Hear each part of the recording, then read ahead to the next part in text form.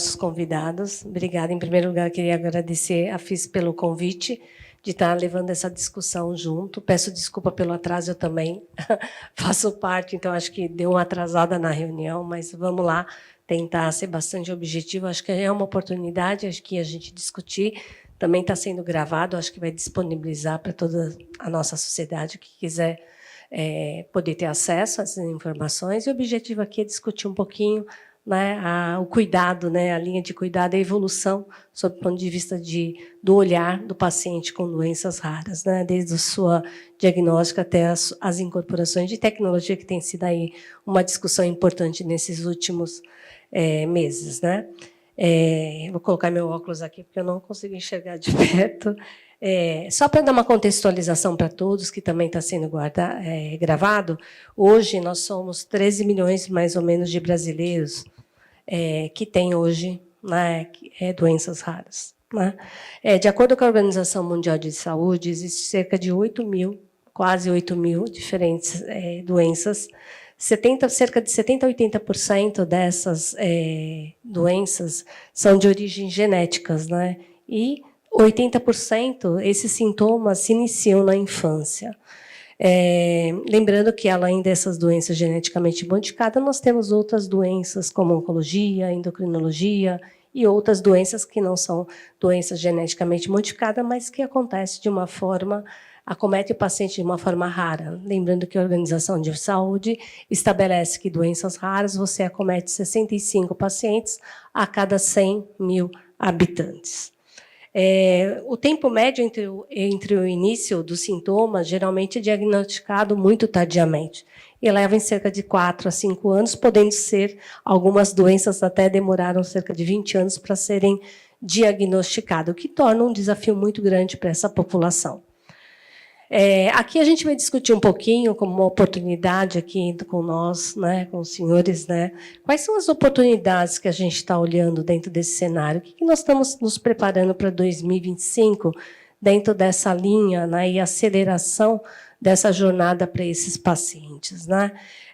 Qual o nosso olhar, né, do ponto de vista de conscientização, de educação dos profissionais, do estabelecimento de centros de referências adequados para olhar esses pacientes, né? E também ao acesso das novas tecnologias, que é o objeto um pouquinho dessa sessão, para que a gente possa comentar como que o Ministério, como que nós, sociedade, estamos olhando para que a gente possa direcionar de uma forma comum o acesso a esses pacientes.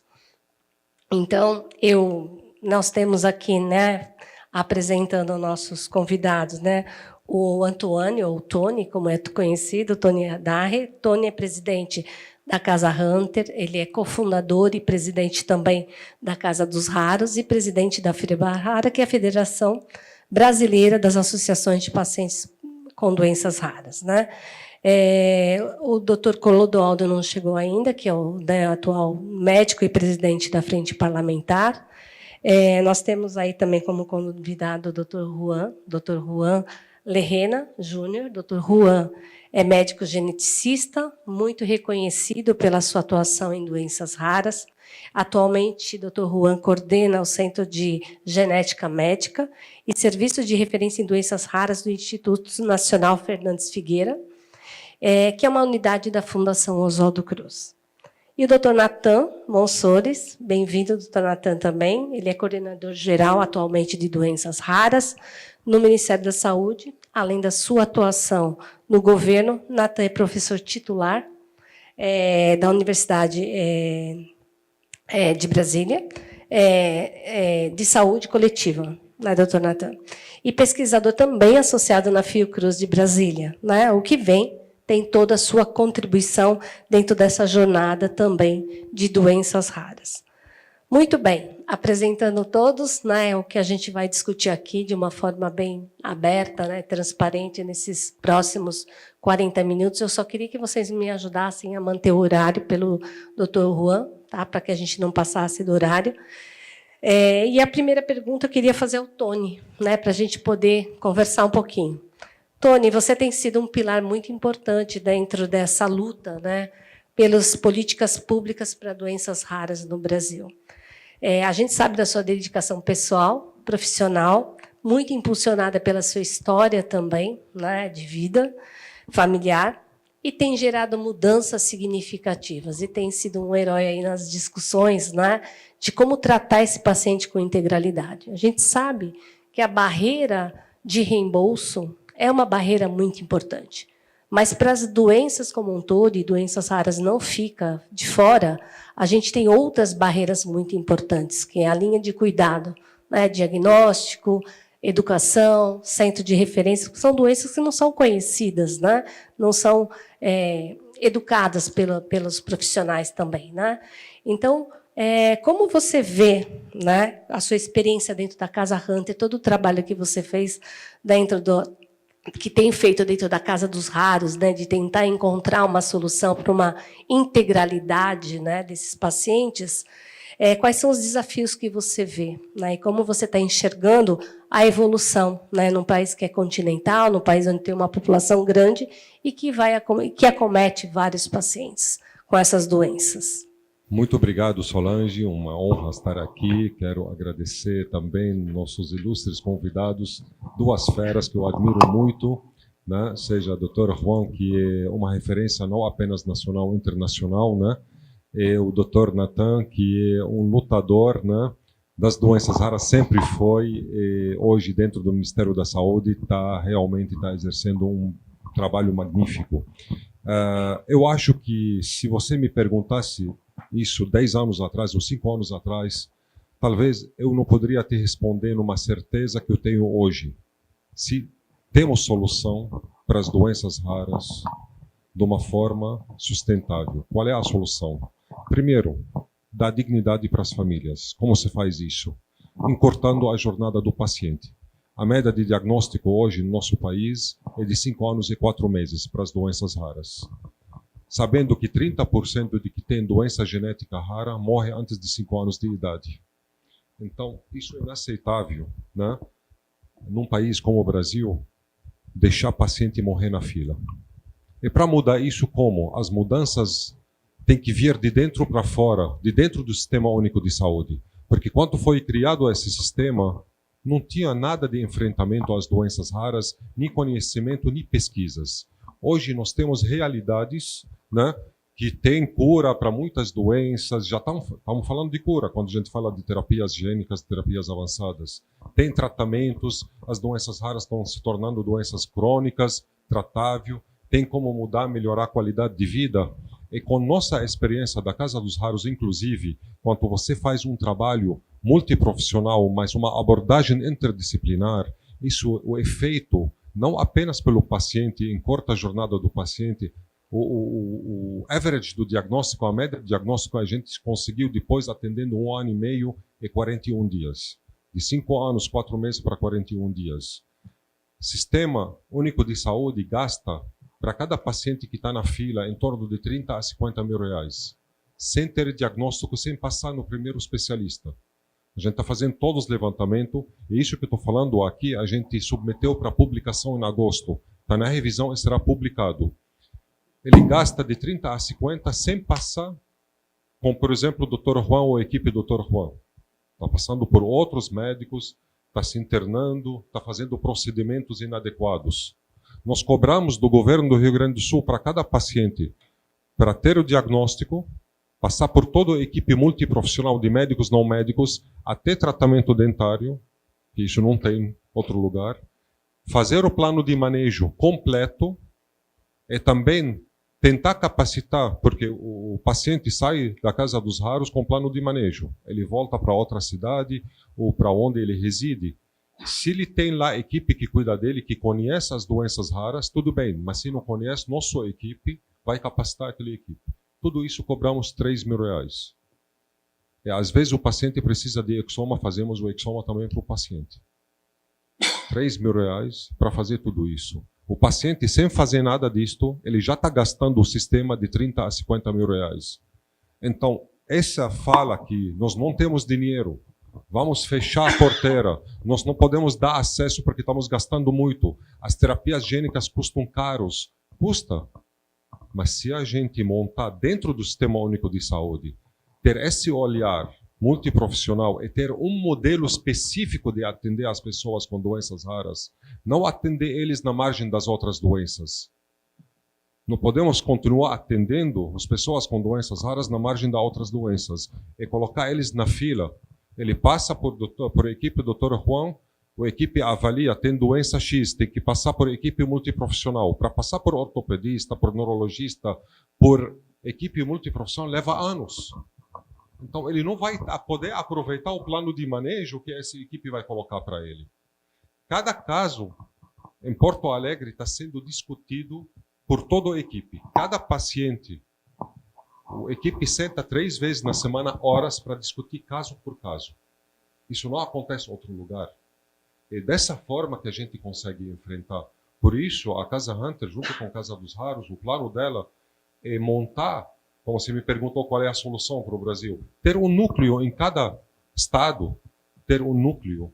É claro, sozinho não vai conseguir atender todos, mas através de parceria pública-privada, ele consegue sim ter o manejo, ter o diagnóstico, ter a incidência certa, né, o banco de dados correto que o Ministério da Saúde precisa tanto, né, ajudar, né, o Ministério da Saúde a incorporar tecnologias que hoje não conseguem ter a visibilidade nem números quando incorporam um medicamento, não conseguem entender qual é o melhor centro adequado para aplicar essa terapia. Que é o mais adequado, qual é o critério certo, né? E como será aplicado esse critério? Quem vai acompanhar o paciente durante 15 anos? Nas terapias avançadas, 15 anos tem que acompanhar o paciente. Quem será responsável de fazer isso? Como vão passar os dados para o Ministério da Saúde? Para ver se aquele dinheiro aplicado, né, teve retorno, né, de valor. Então, isso tudo é possível a ser feito, mas precisa de vontade política. Nós estamos fazendo assim milagre, porque iniciativa privada e colocando o público junto. A Casa dos Raros foi totalmente privada, que atende 100% gratuito. A gente pode atender 40% particular e convênio. Não estamos atendendo 100% gratuito. Porque não apenas os pacientes da Secretaria de Saúde que a gente atende, pacientes do Brasil inteiro. Então, solução temos, dinheiro existe.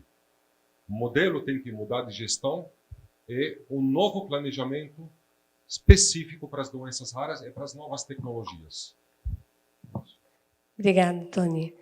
Acho que só para complementar a sua pergunta, Tony, dentro de toda essa construção da rede, né, de olhar para esse paciente, né, mas os pacientes precisam dessas tecnologias, né?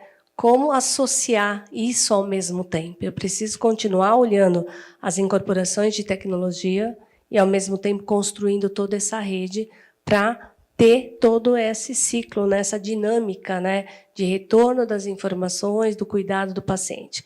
Como que você vê essa solução de trabalhar isso, os dois, ao mesmo tempo? Para isso, você precisa de criar, eu sempre falo isso brincando com o Natan, e a gente fizemos essa proposta para o Ministério da Saúde, para criar uma secretaria de atenção especial às doenças raras. Mas por que criar uma secretaria de atenção? Qual a diferença entre secretaria e coordenadoria? Porque ela terá um orçamento específico para ela. Vamos dizer, Natan fez um planejamento, nível Brasil. Eu tenho certeza que ele consegue, ele sabe quais são as soluções, sabe quais são os gargalos. Mas se não tem como assinar aquele orçamento e colocar para executar, vai ficar no papel, vai conseguir resolver alguns problemas, mas não vai conseguir resolver, estruturar um ecossistema para as doenças raras. Hoje nós estamos falando de medicina de precisão, de altas tecnologias, seja em diagnóstico, seja no tratamento. Se você não tem um ecossistema completo, uma secretaria apenas que cuida disso, com orçamento definido,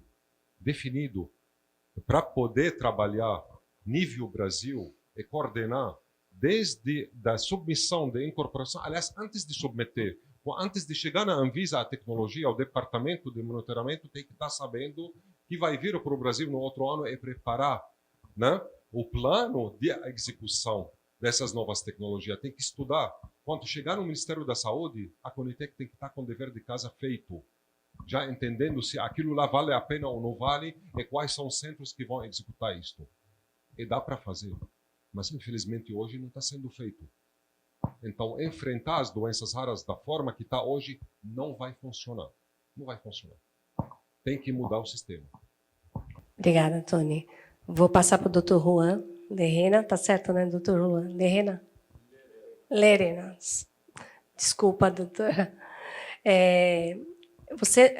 A sua contribuição no campo de doenças raras, né? Você lidera várias iniciativas, né, que visam democratizar o acesso, né, das tecnologias diagnósticas, né, dentro do Sistema Único de Saúde. Você coordenou uma pesquisa, né, de sequenciamento, né, completo de exoma, onde você teve avaliação de 111 casos avaliados no Instituto, resultando mais de 70% no diagnóstico definitivo dessas doenças. Seu trabalho tem sido brilhante dentro dessa colaboração, dessa jornada desses pacientes. Esse trabalho te concedeu o prêmio, né, de genética para todos no 33º Congresso Brasileiro de Genética Médica. Com base na sua experiência, Dr. Juan, na implementação dessas tecnologias com sequenciamento, quais os desafios que você enxerga ainda na expansão desses acessos de diagnósticos e de novas tecnologias também dentro do Sistema Único de Saúde? Boa tarde. A primeira observação é o nosso compromisso com a pontualidade.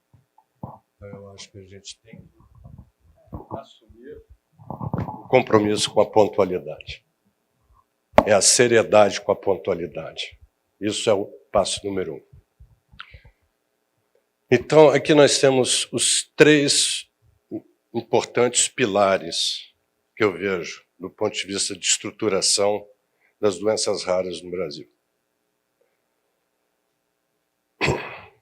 Que o ator principal nesses últimos 20 anos, imagino, e na verdade ela vem desde o momento em que a organização civil voltada para a época da SIDA, do AIDS, eles começam a organizar e ir atrás dos seus direitos. As doenças raras começam também a partir das suas associações familiares, federações, alianças e assim por diante. Então, esse pilar das famílias e a profissionalização dessas organizações é essencial para ouvir o Tony nesse complexo sistema de atenção às doenças raras. O outro pilar é estruturante do ponto de vista do Ministério da Saúde, que é, de certa maneira, quem nos trará um arcabouço, não só técnico, mas jurídico, para que as doenças raras possam atender todas as questões que o Tony colocou, e muito além disso, muito além disso. O Tony, por questões de vida, entrou nesse processo nesses últimos 15 anos, mas existem profissionais no Brasil que estão nesse processo há mais de 40 anos, em termos de experiência. E a experiência individual desses profissionais que lidam com as doenças raras estão sendo incorporados dentro de uma organização coletiva. Então, a gente tem que pensar, não para um segmento apenas, que é o grupo de Porto Alegre que tem o privilégio de poder ser atendido dentro da Casa Hunter. Mas nós temos que pensar no acesso universal, né? Na universalidade do acesso às tecnologias diagnósticas e dentro de um arcabouço para todos. E qual é o sistema que pode abarcar isso? Então, eu vou ter o quê? 50 casas Hunters espalhadas pelo Brasil? Então, historicamente, com as devidas proporções, pelo contrário, a qualidade é realmente invejável da Casa Hunter. Mas era o que as APAES faziam, historicamente, no país. Né? Então, as famílias se organizavam, viam que havia necessidade de acesso a determinados serviços que a atenção, nem a atenção privada, nem a atenção pública dava, eles se organizavam e começavam a oferecer fisioterapia, reabilitação, fonoaudiologia, toda a parte de habilitação que muitos dessas crianças precisam. Certo? Então, o pilar do Ministério da Saúde é fundamental e que eu acho que é uma das poucas vezes, além da Sociedade Brasileira de Genética Médica, que vem trabalhando já há muitos anos de incorporar a genética clínica no SUS e não teve sucesso, por uma série de questões circunstanciais, mas agora entra um programa de integralidade. Então, o programa voltado hoje para os serviços de referência de doenças raras, é para um indivíduo. E a gente sabe muito bem, qualquer um de nós que é acolhido por qualquer um já é terapêutico. Não é o procedimento em si. E muitos diagnósticos podem ser feitos baseados na experiência desses fundadores, né, desses experts em doenças raras, que nesse momento está junto aos médicos geneticistas. Então, qual foi eu vejo agora do meu ponto de vista. Para organizar coletivamente, nós precisamos de expertise concentrada para o primeiro passo. O primeiro passo é que você dê acesso às pessoas a chegarem àqueles que conhecem eventos raros. Um clínico, um pediatra da atenção básica, ele pode ser até nossa porta de entrada. E tem projetos que a gente capacita o agente comunitário de saúde, é ele que vai me referendar o paciente com uma doença rara a chegar a mim. E ele, tendo esse entendimento, ele volta à atenção primária. Então, qual o sistema que vai abarcar com universalidade, acesso a todos? É o Sistema Único de Saúde. Então, o arcabouço existe, não tem dúvida. E é um arcabouço que ele dificilmente não existirá. Ele é permanente, ele é perene. Se não fosse o Sistema Único de Saúde, vocês iam ver o que ia acontecer durante a pandemia. Então, voltou-se para o Sistema Único de Saúde quando mais necessitamos, e respondeu para uma doença infecciosa com a magnitude que teve. Muito bem. Então, o Ministério da Saúde agora propõe o seguinte. Nós vamos criar serviços de referências no país, mas que precisa de alguns pré-requisitos. Não é qualquer lugar que você vai abrir um serviço de referência. Então, a política foi certamente muito mais dentro da política em si, mas ela foi lançada em 2014, a gente só foi chancelado em 2016 e a gente começou a produzir os documentos para procedimentos de alta complexidade só em 2018. Porque é um sistema que ele pode ser autofinanciável.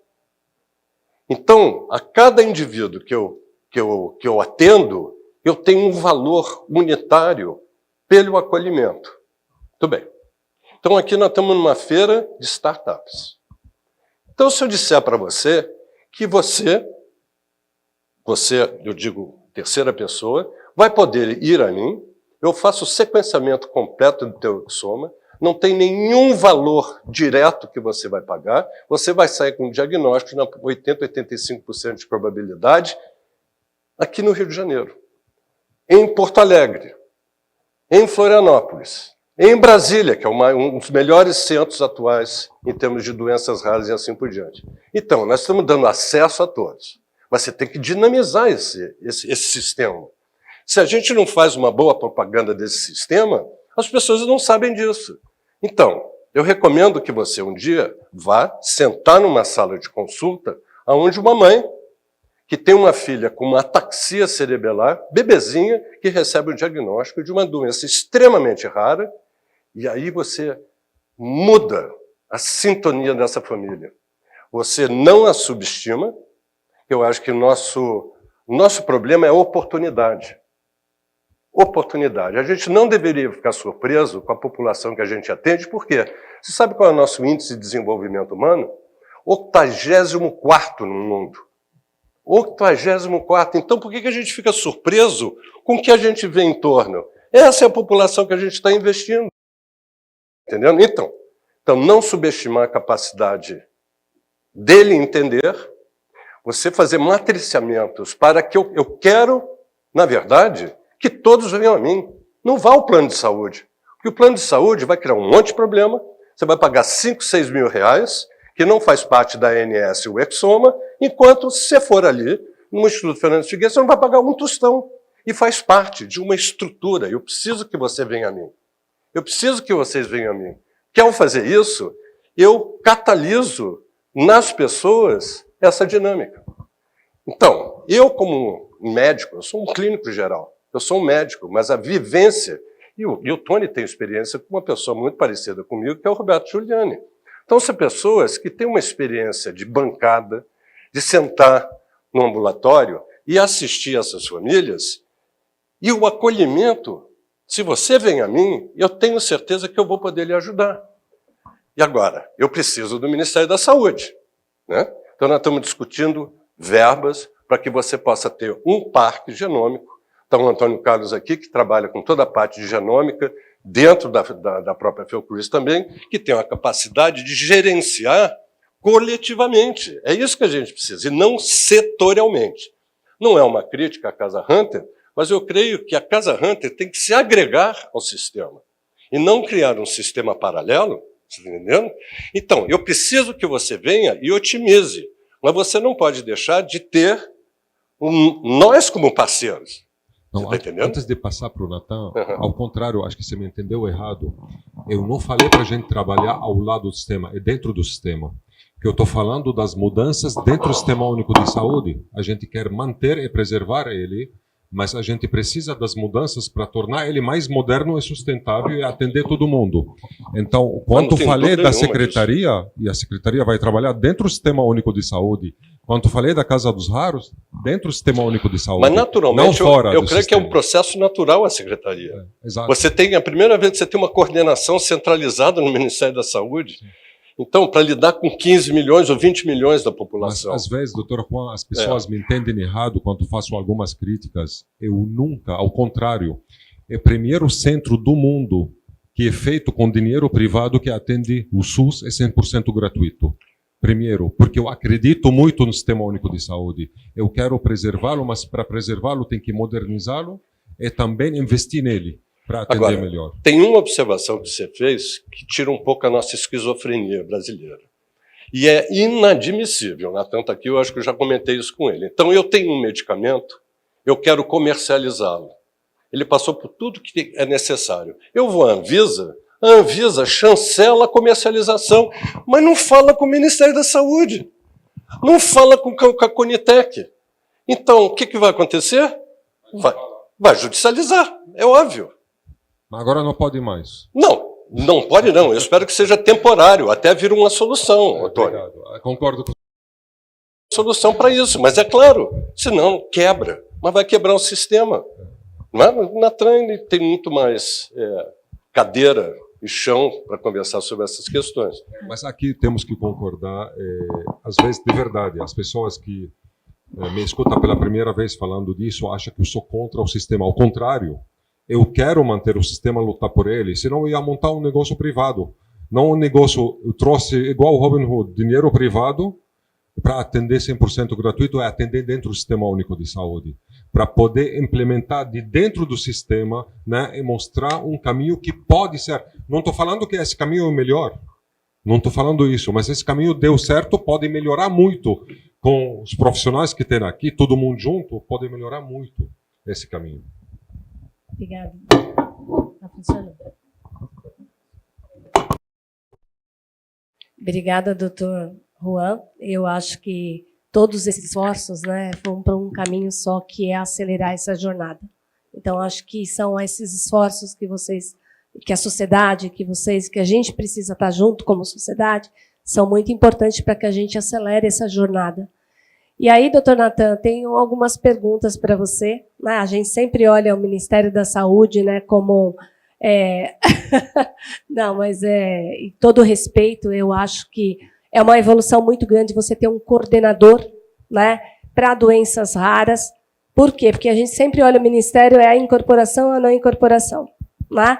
E a gente tem muito além disso. Essa discussão que vocês trouxeram aqui sobre a integralidade, sobre o cuidado. Você mesmo, doutor Juan, trouxe que eu tenho como fazer o diagnóstico, Mas aonde identificar esses pacientes? A maioria não sabem que estão portando essas doenças, que são doenças raras. Como educar esses profissionais? Você próprio colocou, eu poderia usar o pediatra trazendo isso, né? Então, a gente tem um desafio. Então, quando a gente olha para a sua cadeira, né, a gente olha o desafio que você tem com relação a fazer toda essa gestão aí, tudo trabalhando ao mesmo tempo. Não dá para você fechar a incorporação de tecnologias para você consolidar, né, e criar a rede para receber, né, essas novas tecnologias. Porque não são só as novas tecnologias. Então, a minha primeira pergunta a você, acho que é muito importante aqui esclarecer, e para quem também estiver ouvindo, né, quais são os desafios? Como que vocês estão olhando essa agora, que você está há poucos meses no Ministério, como que você está olhando essa coordenação, né? A gente não pode parar as incorporações, ao mesmo tempo a gente tem que estruturar, né, ser estruturante dentro desse processo, para que acolha esses pacientes da melhor forma e que eles possam receber o melhor tratamento para aquelas doenças. Então, essa é a minha primeira pergunta a você. Para todos. Pergunta simples, né? Fácil de responder. Mas vamos lá, né? Eu vou pegar um pouquinho da fala de Dr. Juan Lerena, porque ele traz essa dimensão do Sistema Único de Saúde e da população brasileira que é extremamente importante. Eu só vou virar a chave um pouquinho, né? Na população em geral, as pessoas negligenciam doenças crônicas não transmissíveis. Então, assim, diabetes, hipertensão, às vezes as pessoas têm essas condições e elas sequer sabem, ou sequer foram educadas, ou sequer se apercebem da sua própria condição. Então, tem questões muito mais essenciais, muito mais fundamentais do que se refere à saúde pública, do que, né, o elemento semiotécnico do diagnóstico dentro de um serviço de referência, né? Então, tem questões de promoção da saúde que a gente precisa tratar com a nossa população, né? A dimensão do autocuidado, a dimensão do território. E o Rio de Janeiro, né, a gente está no Rio de Janeiro, isso é um desafio enorme, né? Então, eu tratar uma população assentada no asfalto e uma população numa comunidade, né, no morro, os desafios são absolutamente diferentes. Vou pegar a questão de medicamento biológico, né? Várias indústrias têm programas de acesso que vão levar, né, medicamentos para os pacientes seguindo a lógica dos PCDTs estabelecidos pelo Ministério. Uma coisa é eu ir na região da Zona Sul aqui, né, na beira do mar, e fazer a entrega desse medicamento. Outra coisa é eu enfrentar toda a estrutura da violência instalada na cidade para poder subir até a casa daquele indivíduo que talvez não tenha uma geladeira, a luz elétrica improvisada, não tenha condições, por exemplo, de receber um medicamento de 200 mil, 300 mil reais, mas ele precisa daquele medicamento para poder fazer a virada no seu curso clínico. Então, vejam, tem questões que, né, e aí recuperando um pouquinho a lógica do que a gente entende, né, como saúde, né? Então, saúde não é só doença, não ter doença, enfim, essa é uma discussão clássica. Então, saúde, né, recuperando aqui, né, o querido e falecido, né, de abençoada memória Sérgio Arouca, né, envolve organização de ambiente de trabalho, moradia. Então, assim, tem N questões estruturantes que vão ser condicionantes ou promotores da saúde, inclusive das pessoas com doenças raras. Tá? O curso de vida de uma criança com uma terapia, que precisa fazer uma terapia de reposição enzimática, né, que tem uma doença de depósito, por exemplo, ele vai variar de acordo com essas condições. Eu tive a oportunidade de estar aqui no Fernandes Figueira, acompanhando a doutora Daphne, né, com pacientes que saem de Itaguaí e vêm até a zona sul do Rio de Janeiro, tá, para poder fazer tratamento, passar 4, 5 horas sentado recebendo a infusão de um medicamento biológico, porque na casa ou na região não teria condição. Então, veja, é um navio de Teseu. Eu acho que essa é a melhor metáfora que a gente pode usar, né, para o Sistema Único de Saúde. Então, a gente tem uma grande política pública atuante que cumpre o seu propósito, mas o tempo inteiro a gente precisa remendar, trocar, aperfeiçoar peças para que ela continue, né, a seguir o seu rumo, cumprir o seu curso, né, o seu destino, né, que é tentar garantir integralidade, equidade, e a palavra equidade aqui é extremamente importante nesse contexto. Então, do ponto de vista de organização de infraestrutura, a questão da equidade ela é central. Tá? Nós hoje temos 36 serviços de referência em doenças raras, mais serviços de triagem neonatal espalhados em diversas unidades do país, ambulatórios de genética espalhados em quase a totalidade dos hospitais universitários ligados à rede EBSER, enfim. Então, nós temos uma capacidade mínima instalada que vem sendo cultivada há mais de 50 anos pela Sociedade Brasileira de Genética Médica, enfim, e outras especialidades que se debruçam sobre o tema. Então, a gente não está começando do zero, tá? A capacidade existe. Então, o papel da coordenação nesse contexto é o quê? É identificar que capacidade instalada é essa. Então, em recursos humanos, a gente facilmente identifica essas iniciativas, os centros de expertise, mas faltam coisas muito mais fundamentais que foram paulatinamente sendo abandonadas dentro das estruturas de secretarias estaduais e municipais de saúde. Então, por exemplo, citogenética clássica, né, o exame que é definidor por um conjunto enorme dessas condições que a gente chama de condições raras. Às vezes falta insumo para fazer uma coloração que é extremamente básica, um procedimento que leva ali 3, 4, 5 dias, né, tem os artefatos de técnica ali, deixar a lâmina amadurecer no armário, para a gente conseguir enxergar os cromossomos bonitinhos. Enfim, eu fui de bancada há muito tempo também. Então, veja, nos falta estrutura básica. Tá? Então, por exemplo, citogenética nos ajudaria a resolver talvez 1/3, né, das condições ou dos problemas que chegam. Então, eu não estou falando de investimento tecnológico de altíssimo custo, alta densidade. Eu estou falando de disponibilidade de alguns insumos fundamentais para que o Dr. Juan, ao identificar algumas dessas condições, ele tenha as ferramentas para confirmar a hipótese diagnóstica. E no caso das doenças raras, ainda tem uma outra questão, né, das raras genéticas, principalmente. Então, o papel do clínico bem formado é central nesse processo. Então, o Sistema Único de Saúde ele tem que fornecer condições adequadas para que esse geneticista, esse clínico tenha as ferramentas à disposição para que ele consiga garantir uma propriedade fundamental do sistema que o Dr. Juan trouxe aqui, que é essa antifragilidade. O sistema ele vai se acomodando, é um navio de Teseu, né? Ele vai caminhando ali, a gente vai trocando as peças e ele vai dando conta. Mas a gente precisa de inovação, a gente precisa de investimentos para garantir peças modernas, né? De vanguarda para esse navio. E aí começa a aparecer fortemente a necessidade de investimento em parque tecnológico, molecular, né? Genômico e as outras ômicas que vêm aí. Então, a própria triagem neonatal, que é um programa extenso e que atende todos, né, 2,5 milhões de brasileirinhos nascidos vivos, né, todos os anos, que deveria atender com uma qualidade excelente, precisa dessas inovações. Esse movimento tem sido feito. Se não tenho mais um geneticista como o Dr. Juan, que senta lá na frente do microscópio, acabou de sair do ambulatório, senta na frente do microscópio para olhar lá, né, a lâmina, para ver se o cromossomo lá está com alteração, né, qualquer, a gente não consegue formar mais esse tipo de profissional, eu consigo, paulatinamente, trazendo, por exemplo, as tecnologias de biologia molecular, como os diferentes tipos de reação de polimerase em cadeia ou outras técnicas, e agora as tecnologias também genômicas, para próximo do Dr. Juan, para que ele consiga garantir 50%, 60%, 70% de resolutividade para a hipótese clínica que ele levanta.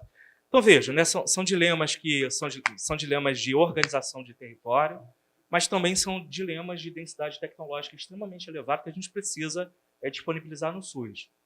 Mas eu queria trazer uma outra pimenta para essa discussão, que é a seguinte: a vasta maioria das condições raras, né, são compostas, né, a maioria delas são quadros sindrômicos, que são identificados com um bom trabalho de um clínico, um olhar atencioso da equipe clínica, e que talvez requeram só o apoio dessa estrutura.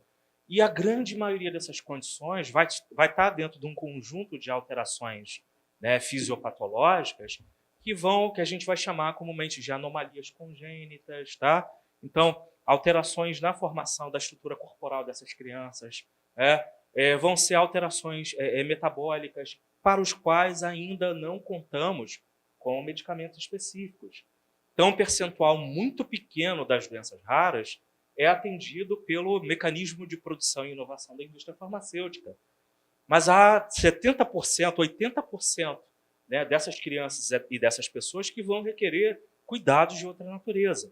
Então, não adianta a gente tentar orientar toda a estrutura política do Ministério da Saúde pela discussão de se incorpora ou não dada a tecnologia de alto custo. Tá? quando eu tenho questões muito mais fundamentais, como garantir para um menino da Maré que tem uma anomalia congênita o acesso a essa equipe multidisciplinar para que ele receba cuidados. Então, essa é uma peculiaridade desse grande sistema que a gente tem. A gente trata, né, o hipercomplexo, né, com uma densidade tecnológica enorme, mas a gente tem que garantir também equidade, quer dizer, que essas condições que não são hipercomplexas, mas têm a sua complexidade, sejam igualmente atendidas sem uma escala de priorização pautada pela tecnologia do medicamento. Então, o centro da política pública é a tecnologia do cuidado, é a tecnologia que pega essa família, resgata essa família do processo de sofrimento, traz para dentro de uma política pública que é, né, de alta densidade social para tentar resolver questões. E aí vem os problemas. Precisa aumentar o número de centros, a gente precisa formar mais profissionais, a gente precisa ter equipes multi. Talvez a experiência de Tony, né, se encaixe nessa grande bricolagem que a gente está fazendo dentro desse sistema. A gente vai ter que experimentar modelos, e esses modelos têm que estar sujeitos a críticas. Tá, Tony? Então a gente tem que estar aberto à crítica, ao crivo da crítica, porque é pela crítica, e principalmente pela crítica social, quer dizer, se o paciente consegue ser atendido, que a gente vai conseguir melhorar, né, a dimensão de integralidade e equidade desse sistema. Se me permitir, uma coisa que o Natan falou, vou pegar o gancho. Por exemplo, portaria 199. Antes de aumentar os centros habilitados no país, a quantidade, é ver se esses centros habilitados estão trazendo resultado que a população de rara espera. Qual é? Encurtar a jornada do paciente. Não trouxe esse resultado, então alguma coisa está errada. Então preciso mudar o modelo dentro. Aí quando eu falo mudar o modelo dentro do sistema, não fora do sistema. Casa dos Raros tem experiência, vamos ver, mas como melhorar ela dentro do sistema? Vamos fazer. Ninguém falou que aqui nosso modelo é o melhor, mas a gente fez um modelo, trouxe resultado bom, vamos tentar junto melhorar ele, mas dentro do sistema, não fora. Porque ninguém na área privada consegue atender a população brasileira toda, ninguém vai conseguir. Só o Ministério da Saúde e o Sistema Único Público de Saúde que consegue dar resposta para a população. É isso. Então, deixa eu complementar o Tony agora. Tem muita coisa que vem acontecendo que muitos não sabem que está acontecendo. Então, o Brasil tem uma série de programas e referências que são exemplares. Então, a nossa segunda causa de mortalidade infantil no Brasil são os defeitos congênitos. Então, falar de defeito congênito não é um academicismo ou um preciosismo do médico geneticista. É um problema de saúde pública que são condições que vão matar uma criança no primeiro ano de vida. Depois de prematuridade, e prematuridade já tem quedas importantes como causa de mortalidade infantil, onde os defeitos congênitos não. Então, a nossa declaração de nascidos vivos é um dos programas do mundo que faz o monitoramento dos defeitos congênitos. Então, com isso, nós temos números. Então, se a gente espera 2 a 5% dos nascidos vivos vai ter um defeito congênito, nós estamos notificando 0,9%. Então, tem um trabalho junto a todos para que a gente melhore as nossas notificações. Certo? Então, quando estourou a Zika em 2015, pensou, será que é um rumor que está acontecendo lá em Pernambuco, ou lá no Ceará, etc., eles foram lá para o campo 6, que é da declaração de nascidos vivos, e viram que houve um aumento de notificação de microcefalia. Olha, o sistema oficial brasileiro está notificando aumento do que você esperava dentro do que estava sendo observado. E aí realmente constatou que a Zika estava presente. Então, esse é um programa. O programa de triagem neonatal, no Brasil, nascem 2,5 milhão de brasileiros por ano. E a taxa de natalidade vem caindo. 3 milhões de brasileiros. Nós temos uma adesão brasileira de chega a 86% das crianças que nascem fazem o teste do pezinho. Olha o tamanho do país e você tem um programa vinculado ao Ministério da Saúde dentro do programa parece que eu que sou da coordenação. Isso tem que ser dito. Agora, com relação às doenças raras, respondendo a sua pergunta, se abreviou ou não, existe hoje um programa nacional de doenças raras, que é o Inquérito Nacional de Doenças Raras, que é coordenado pelo grupo de Porto Alegre, pela doutora Artemis Félix, onde ela agrega todos os serviços de doenças raras, além dos serviços especializados, além de outras unidades que atendem pacientes. Então, só para você ter uma ideia, em 2018 e 2019, nós fizemos um estudo retrospectivo de 12.900 pacientes atendidos nessas unidades. 12.900. E que mostrava claramente o que você diz do diagnóstico tardio. Então, era de 5, 6, 7 anos esse tempo do diagnóstico. Então, eventualmente, este programa se tornará um registro nacional. Com certeza vai para o registro nacional. Tem um outro braço que eles estão estudando que são chamados de jornada de assistência de valores. Você mapear quanto custa essa pessoa desde o dia que nasce e esses 5 anos perpassando até chegar. Então, a menina que eu atendi hoje passou por 11 profissionais até chegar ao serviço de referência. 11 profissionais. E passa pelo pediatra, passa pelo neurologista, depois passa pelo ortopedista, depois vai para a reabilitação. 11 profissionais. Sem falar dos procedimentos que às vezes faz sem necessidade. Então, Tratando consequências. você veja, o processo, o importante é que estamos praticando, né? Então, nós temos que praticar. E a gente tem que notificar o que nós fazemos de bem.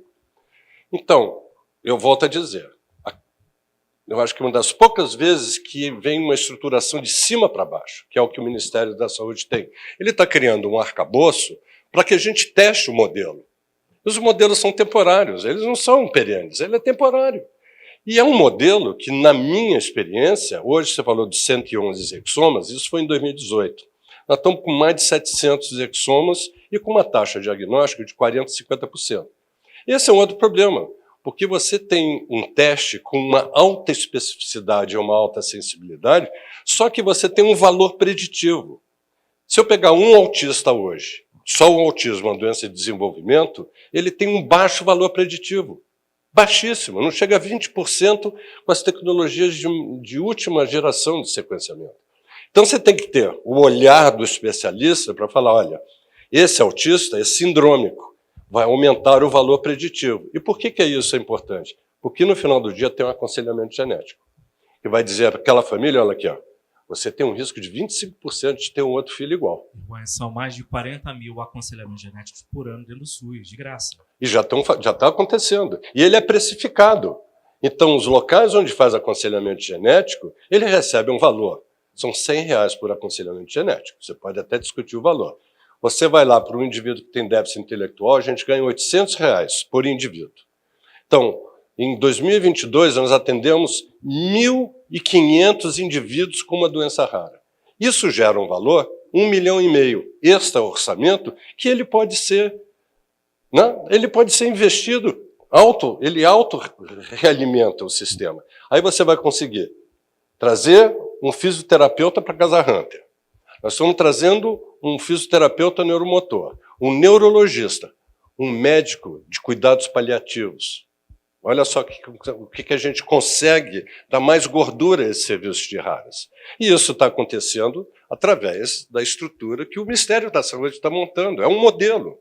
Se vai funcionar, daqui 5 anos a gente vê se muda. Eu estou vendo, nesses últimos 5 anos, que mudou o perfil. Mudou o perfil. E isso não sou eu, não é a genética médica, é o Instituto Fernando Figueira, que é o centro de raras. Como agora é o IPPMG da UFRJ, ele foi credenciado como centro de raras. Isso traz uma atribuição muito importante ao centro. Não só reconhece, mas como você tem uma captação de recursos, né?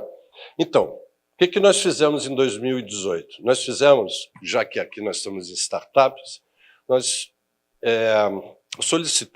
encomendamos para o pessoal da Escola Nacional de Saúde Pública, pela doutora Elizabeth Hartmann, um portfólio competitivo para identificar o que são as chaves de sucesso. Então, a gente trouxe uma metodologia que é utilizada em empresas privadas para dentro de uma instituição de saúde complexa, para que pudesse nos elencar quais seriam as nossas chaves de sucesso. Porque eu quero que você venha a mim.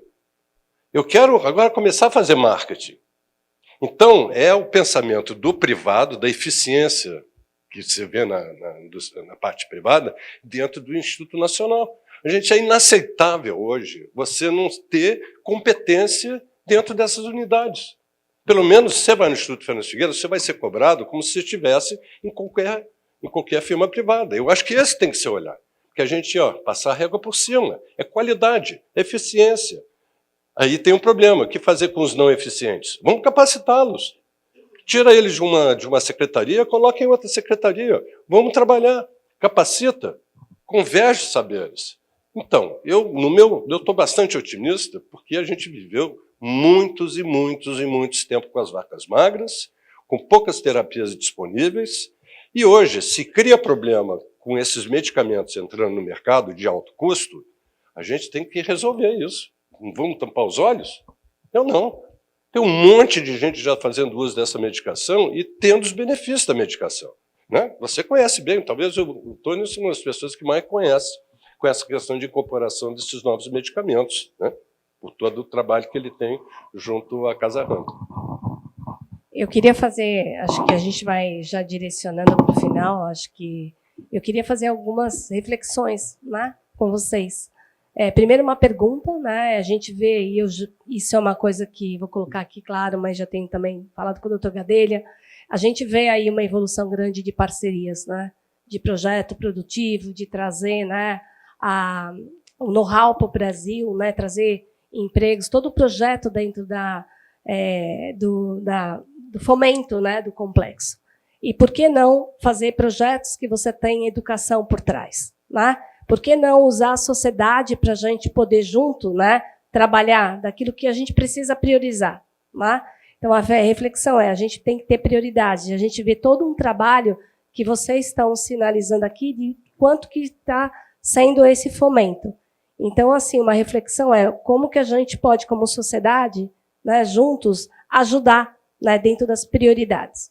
E a outra reflexão, gostaria que vocês comentassem um pouquinho, e a outra reflexão as incorporações estão aí, né, e eu entendo que ainda tem uma pequena fatia ainda da população, né, que endereçam, né, de medicamentos que endereçam essa população, que tem doenças que são muito progressivas, que são realmente difíceis, né, de lidar. Como que o Ministério está vendo isso, doutor Natan, agora para você, que as incorporações elas precisam ser discutidas. E à medida que você tem a disponibilização da Anvisa, a forma mais legítima é levar essa discussão de incorporação junto ao Ministério. Né? Porque a maioria dos pacientes hoje é dependente do Sistema Único de Saúde, né, para essas doenças. Então, essa é a reflexão, como que a gente lidar com essa questão da incorporação e também do diagnóstico atrelado a ela, né? Porque a gente sempre vem à discussão. Eu tenho a incorporação, mas não tenho o diagnóstico para ela. Então, como que vocês estão lidando com essa situação, né, dessa gestão dentro do Ministério da Saúde e das priorizações que o Ministério faz? Obrigada. Vou começar pela primeira, né? Aí o cacoete de professor, né? Então, educação. Acho que a educação tem que começar por nós aqui. Então, eu brinco muito, né, com os meus estudantes de pós-graduação, os colegas, enfim, que passam lá pelos bancos da universidade, e, infelizmente, mesmo na saúde pública, a gente tem o hábito de copiar memes. Né? Vou pegar memes aqui no sentido da memética, né, dos padrões que a gente acaba... Né, então, assim... Rede é a solução para tudo. Então, assim, a gente começa a repetir determinadas coisas sem avaliar de fato a efetividade. E também ideias e conceitos. Tá? Então, se eu perguntasse aqui para os presentes nessa sessão o que é doença rara, aí eu já comecei aqui com um cacuete. Doenças raras tem que ser no plural, porque a gente está olhando uma avaliação epidemiológica de um conjunto de condições. Aí vem de novo, definições. Como é que a gente define? Você citou aqui, desculpa, eu vou te usar como exemplo. A OMS diz que doença rara é aquela que afeta 65 anos. Onde a OMS diz isso? Tá? Isso acabou sendo expresso no próprio preâmbulo da portaria 99, mas essa é a citação de um post num site que nunca... Assim, aí a gente começa a repetir determinado, né? os milhões de brasileiros que são afetados por doenças raras. Peraí. Aí o biólogo que é em mim, gente, a gente está falando de alguns eventos genéticos que têm uma chance de acontecer dentro da população global como um todo. Aí tem o gene fundador, aí tem efeitos evolutivos, tem uma série de questões. Aí eu começo, gente, são números, tá, superlativos. Espera aí, vamos olhar o que o Sistema Único de Saúde consegue olhar. E não é bem assim, porque a gente está falando de doença rara, e é rara mesmo. Tá? Então, milhões, peraí, calma, assim. Tem aspectos que são aspectos de educação técnica dos próprios profissionais que lidam, né, com esses pacientes. E aí, de novo, eu acho que boa parte da resolubilidade dentro do Sistema Único de Saúde não passa pelo conhecimento profundo de genética, que, né, só uma residência, ou, né, o volume de experiência que o Dr. Juan, por exemplo, tem, traria. Mas um profissional da atenção básica consegue trabalhar com uma ideia de sinais de alerta. Ó, o que chama a atenção aqui no desenvolvimento de uma criança, por exemplo, que necessitaria do olhar adequado de um geneticista, de um neurologista, enfim. Então, tem certas coisas da dimensão da educação, profissional principalmente, que a gente precisa resolver. Agora vamos para o outro lado. E isso envolve, inclusive, tá, preparar profissionais que vão estar dentro dos fóruns nos quais o processo de avaliação de tecnologias aconteça, prepará-los para lidar com os paradigmas diferentes. Tá? Uma coisa é eu falar de doença transmissível. Então, né, antes de todo esse arcabouço de vacinas que, mediante políticas públicas, a gente tem, doença transmissível era, né, causa de morte, tá, precoce, idade avançada, enfim, todas as faixas etárias. A tecnologia biomédica vem, né, foi, por exemplo, um grande exemplo, né, da instalação dessa capacidade no Brasil que resolve, né, problemas. Então, assim, tá, doença transmissível, começamos a resolver, ainda tem, faz parte do ciclo, né, natural das populações, mas vamos olhar, crônicas, não transmissíveis, como é que a gente resolve isso? E lá no topo da pirâmide, usando aqui uma ideia do Dr. Eugênio Vilas, tá? Então, das hipercomplexas, daquelas doenças que afetam pequenos contingentes de população e que o médico, regularmente, o enfermeiro, o profissional de saúde, ele usando a lógica, o princípio de parcimônia, que é usado em diagnóstico, quer dizer, é comum, e depois ele vai suspeitar mais difícil. Como é que ele se prepara para lidar com isso? Então, veja, eu tenho que lidar com o profissional que vai fazer a TS, eu tenho que lidar com o profissional que vai fazer, né, a avaliação clínica também, nessa perspectiva de educação permanente, continuada, intensiva e em processo. Porque eu não vou conseguir tirar esse profissional do consultório, vou dizer, não, vou fechar 40 horas da sua semana para você agora fazer um curso, porque o gestor vai virar assim, não, ó, eu não posso, né, abrir mão aqui do meu profissional, tem que estar lá atendido na ponta. São poucos os geneticistas. Enfim, então assim, tem problemas estruturantes que vão repercutir nessa dimensão de avaliação, ou clínica ou da tecnologia propriamente dita. Na avaliação de tecnologia, a preparação para lidar com os diferentes paradigmas vai requerer o quê? Instrumental para os profissionais de informação lidarem com um fato da medicina. Tá? Eu estou falando aqui, valor preditivo. Então, um hemograma, se ele dá alterado, ele quer dizer que você está doente? Não, porque é um valor preditivo positivo e negativo, enfim. Há uma chance de erro que precisa ser cotejada pela clínica para que aquele exame ganhe valor. Então, da mesma forma que essa dimensão, né, do pensamento, da hipótese, de lidar agora com uma medicina que é altamente eivada de entradas probabilísticas.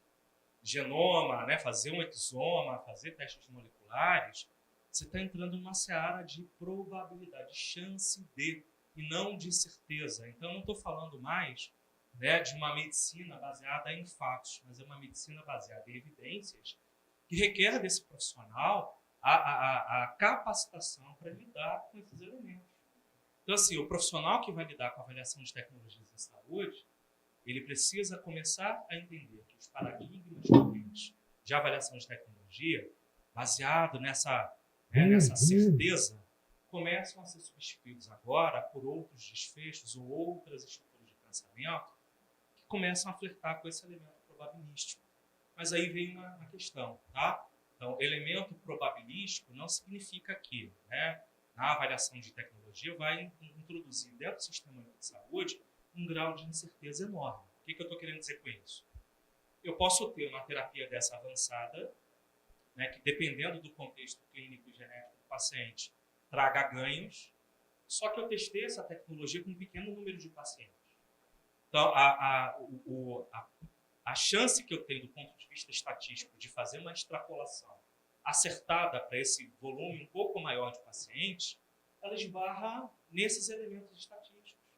Então, o profissional que vai fazer a avaliação de tecnologia, ele começa a ter que olhar para esses elementos de avaliação com outros olhos. E a gente vai ter que formar profissionais de total. Essa medicina baseada em certeza, né? A clínica soberana, aprendi assim, vou morrer fazendo assim. Enfim, posso pegar exemplos bobos, né? As mulheres são, né, grandes vítimas disso. Então, por exemplo, os procedimentos de laceração, né, de vulva, né, que são, desde a década de 90, altamente, né, não faça isso com a sua paciente, né, uso de forceps, mas a turma continua fazendo. Aprendi com o meu professor assim, vou, né, Gabriela, né? Então, assim, enfim, então a gente precisa mudar a mentalidade, tá? E mudar a mentalidade dos profissionais de farmacêuticos, médicos, para fazer a avaliação dessas novas tecnologias, vai levar uma geração, tá? Porque eu vou precisar mudar paradigmas. E mudar paradigmas na cabeça de quem está atuando na ponta não é um negócio simples. A ciência tem essa beleza, né? A ciência não lida com dogmas. A ciência lida com exatamente a possibilidade de autocorreção, de ver os próprios erros e inovar a partir disso. Então, essa nova medicina, esse novo processo de avaliação de tecnologias, deve muito nisso, tá?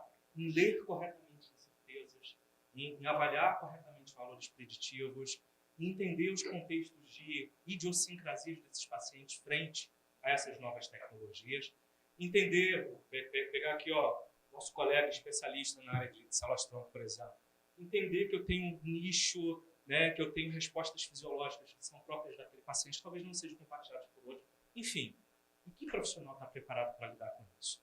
Então, na hora que eu trago, por exemplo, uma terapia avançada, uma terapia gênica para discussão dentro do sistema de saúde, e coloco isso à mercê de uma rede como a Rebrates, a grande pergunta é quais profissionais de fato estão adequadamente preparados para lidar com esse novo instrumental de pensamento. Então, veja, vai levar tempo, tá? Então, qual que é a missão do Ministério da Saúde nesse ano? É provocar, tá? É induzir essa discussão para que ela aconteça e ela se converta em momento oportuno em processo regulatório, em processo administrativo corrente. É simples? Não é simples. É fácil? Não é fácil. Mas é um esforço de todos nós aqui, né? O SUS é de todos nós. Obrigada. Não, obrigada. Doutor Juan, quer fazer alguns comentários finais, doutor? Eu creio que os investimentos em pesquisa é fundamental que a gente tenha mais investimentos em pesquisa, que os ensaios clínicos venham para o Brasil com uma maior frequência, é essencial que eles venham. Existem algumas barreiras